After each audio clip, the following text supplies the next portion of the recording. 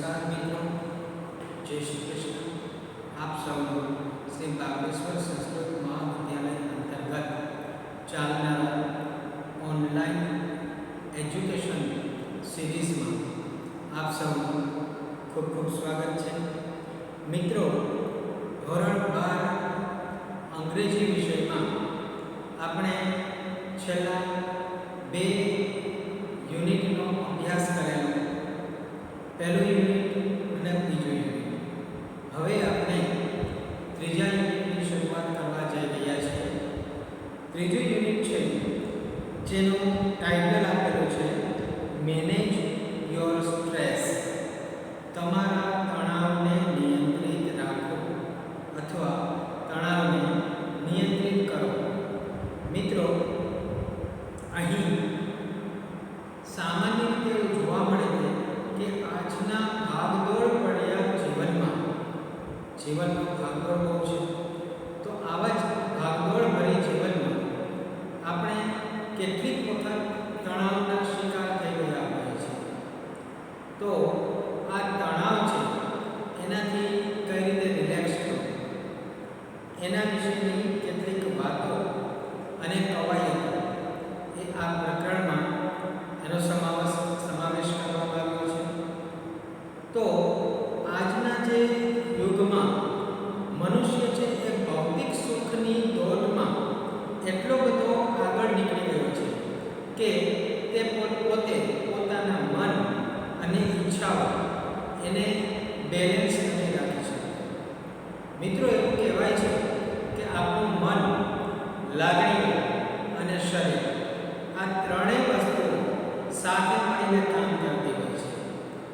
મન કરતાં લાગણીઓ એ વધુ પ્રભાવી હોવાથી આપણે આપણી લાગણીઓને સંતોષવા માટે થઈ અને મન અને શરીર આ બંનેનો વધુ પડતો વપરાશ કરી અને આપણા જીવનમાં આપણે એવું કહીએ કે કંટાળો લાવીએ છીએ। કેટલીક વખત આપણું જીવન છે એ પણ આપણે જીવવા જેવું લાગતું નથી। તો આપણે જે આ તણાવ છે એનાથી કઈ રીતે મુક્ત રહી શકીએ, તણાવથી દૂર રહેવા માટે શું કરવું, અહીંયા મહત્વના કેટલાક મુદ્દાઓ ઉપર છણાવટ કરવામાં આવી છે। જેમ કે આપણે પ્રેક્ટિકલ બનવા માટે થઈ અને આપણે કેટલાક વિચારોને સ્વીકારી લેવા પડે। કેટલીક વખત આપણે કોઈ બાબતમાં સમાધાનકારી ફોર્મ્યુલા અપનાવવી પડે છે। કોઈક વખત મનને મનાવવા માટે થઈ અને આપણે લાગણીઓ છે એના ઉપર અંકુશ મૂકી દેતા હોઈએ છીએ। મિત્રો, આ પાઠની અંદર આપણે કેટલીક એવી બાબતોની ચર્ચા કરવાની છે કે જેનાથી આપણે આપણી માનસિક ક્ષમતાઓ જે છે એને પૂરતો ન્યાય આપી શકીએ। ઉપરાંત તણાવની સ્થિતિ છે એમાંથી બહાર નીકળવા માટે ભૌતિક રીતે આપણે આપણી જાતને તૈયાર કરીએ અને જે આના માટે કેટલાક લોકોનું માર્ગદર્શન પણ પ્રાપ્ત કરીએ કે જે તજજ્ઞ હોય આ ફિલ્ડમાં, એવા લોકોની સલાહ સૂચન લઈએ। આ બધી બાબતોનો સમાવેશ એ ફર્સ્ટ રીડની અંદર આપવામાં આવ્યો છે। સેકન્ડ રીડની અંદર મનને ફાયદારૂપ થાય એવી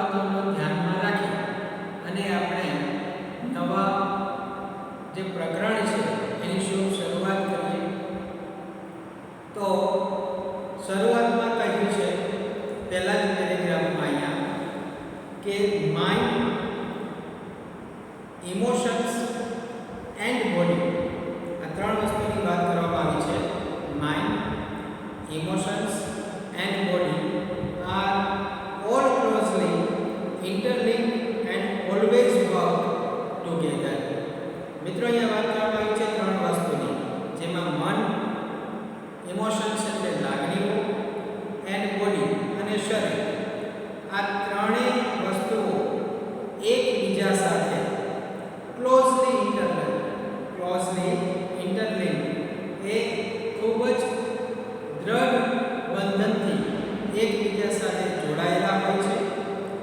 ઇટ હેલ્પ્સ યુ, જે તમને મદદ કરે છે. It helps you distinguish them more clearly if you try to understand them separately.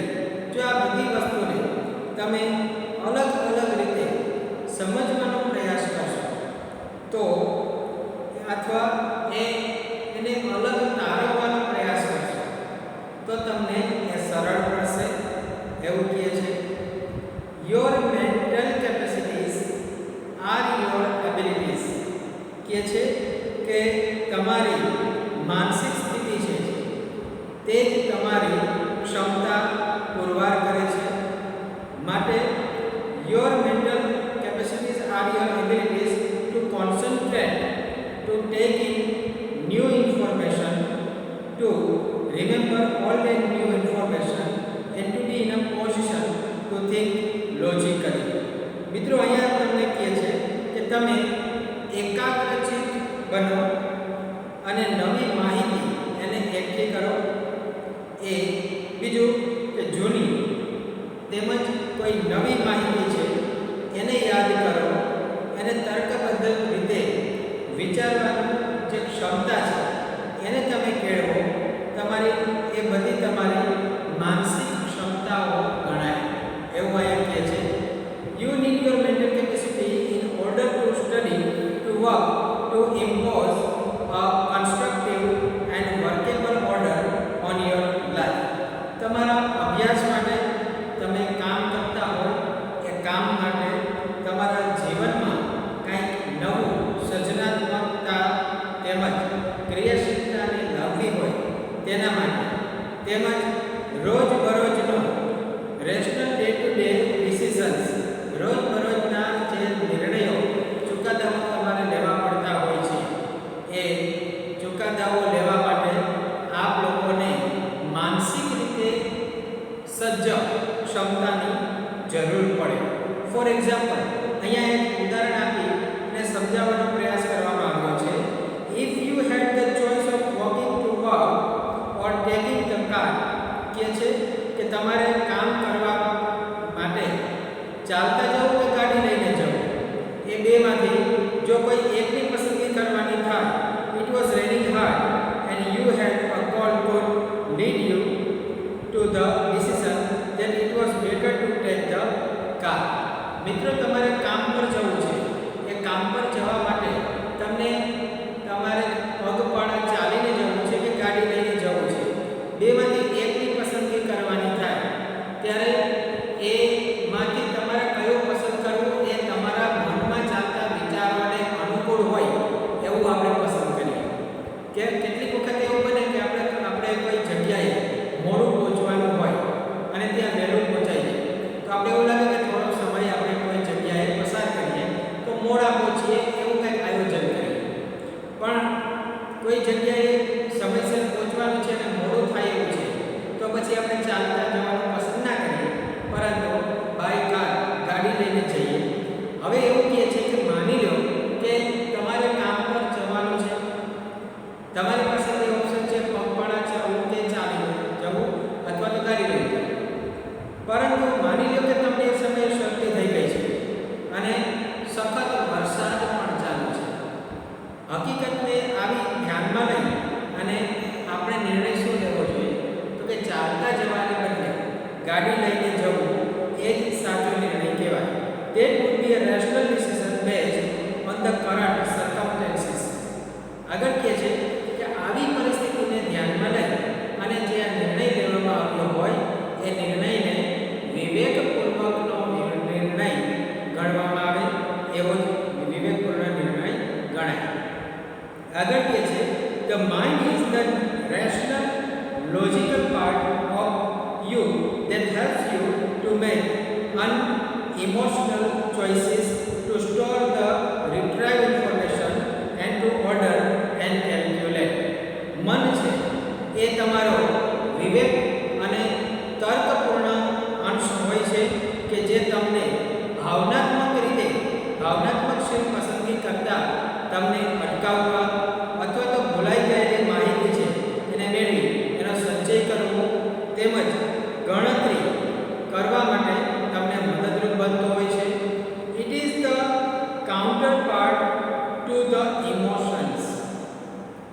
લાગણીઓનું એ પ્રતિરૂપ ગણવામાં આવે છે.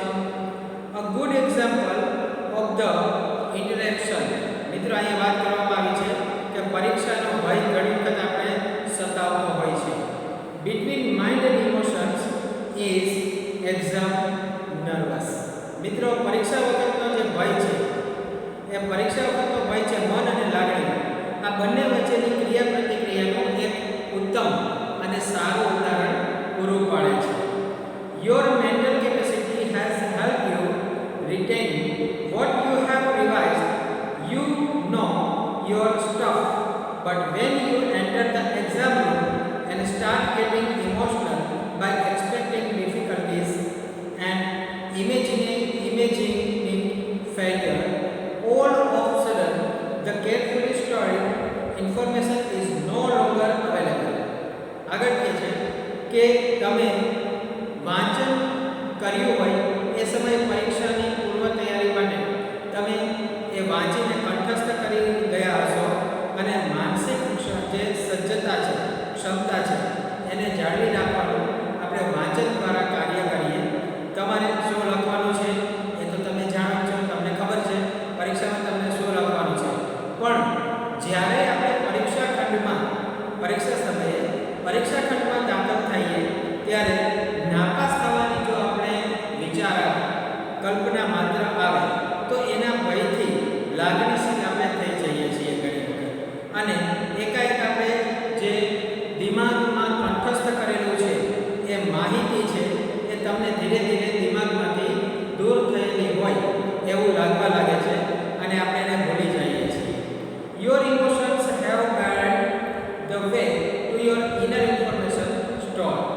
તમારી લાગણીઓ છે એને તમારી સંચય કરી રાખેલી માર્ગ છે, એણે તમને રોકી છે, માર્ગ રોક્યો છે.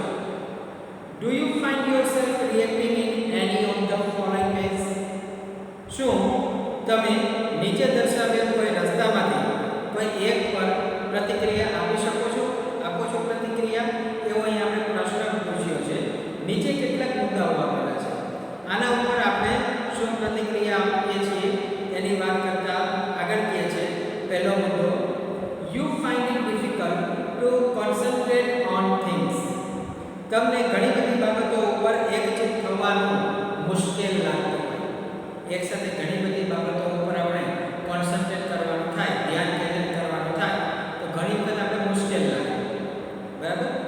એવું પરીક્ષા સમયે આપણે એવું લાગે કે એક જ દિવસે 2 પેપર છે અને એવા અઘરા પેપરની તૈયારી કરીએ તો આપણે 2 વિષય અલગ અલગ રીતે વાંચન કરેલા હોય, પરંતુ આપણું મન છે એ બંને જગ્યાએ એકત્રિત એવું ન રહી શકે એવું પણ ઘણી વખત બને. અને જીવનમાં આવી ઘણી બધી કઠિનાઈઓ હોય ત્યારે આપણે આપણું ધ્યાન એ દરેક બાબત ઉપર રાખી નથી શકતા. મતલબ કે કોન્સન્ટ્રેટ કરવું મુશ્કેલ બની જાય છે. બીજો મુદ્દો આપેલો છે, your memory is letting you down frequently. તમને તમારી યાદશક્તિ છે એ વારંવાર તમારી સાથે વિશ્વાસઘાત કરી દેશે છે. મતલબ કે તમારી લાગણીઓ તમને છેલ્લા સમયે ધક્કો દઈ દે છે. ત્રીજો મુદ્દો છે, you have lots of different things on your mind. તમારા દિમાગમાં ઘણા બધા વિચારો ચાલતા હોય છે, but can not grasp a clear thought. પરંતુ આમાંથી કોઈ એક પણ સ્પષ્ટ નિર્ણય પર તમે આવી શકતા નથી. ઘણા બધા વિચારો ચાલતા હોય છે, પરંતુ કોઈ એક વિચારને વળગી રહેવું એ અવસ્થામાં તમે ન હો. અન્ય મુદ્દો છે એમાં કહે છે, you are often undecided these days and this is untypical for you. આ દિવસોમાં નિર્ણાયક સ્થિતિમાં તમે હોવ છો જે તમારા સ્વભાવ કરતાં એકદમ વિપરીત અવસ્થામાં હોય છે. You make longer to do task. કહે છે કે તમે ખૂબ ઝડપથી કામ પતાવી શકો, that you were able to complete quite quickly before. છતાં પણ એ કામ પૂરું કરતા તમને ઘણી વખત વધારે સમય પણ લાગી જાય છે. You start lots of things but don't finish any. એક સાથે મિત્રો તમે ઘણા બધા કાર્યોની શરૂઆત કરી, પણ આટલા કાર્યોમાંથી તમે કોઈ પણ કામ છે એ પૂરું કર્યા વગર જ ઘણા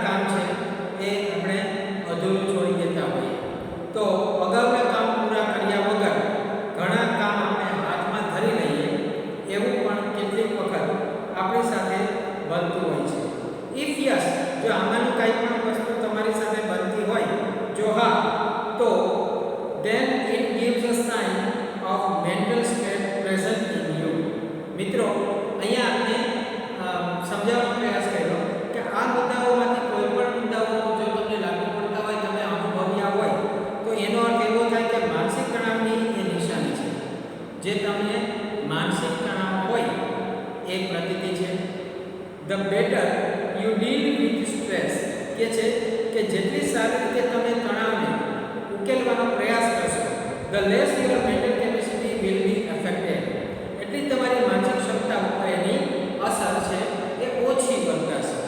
the following exercise will help you build better stress resilience and rebalance yourself if your mental capacity has already started to suffer due to stress.